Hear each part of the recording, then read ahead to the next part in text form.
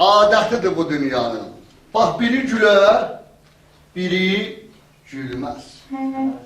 Məzlumların göz yaşını biri silər, aymanı biri silməz. Haq sözünü söylədin. Düşman bağırın peylədinən, sən yaxşılıq eylədinən. Neyniyə? Biri bilər, biri bilməz.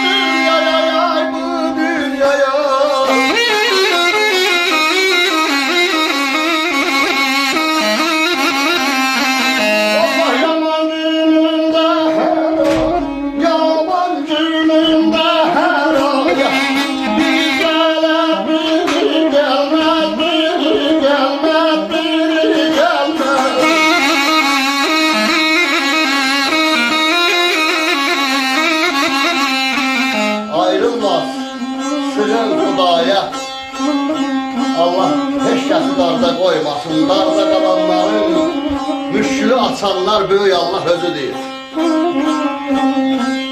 Ehtibar yox bu dünyaya, yaman günündə hər aya biri gələr, biri gəlməz aşkından.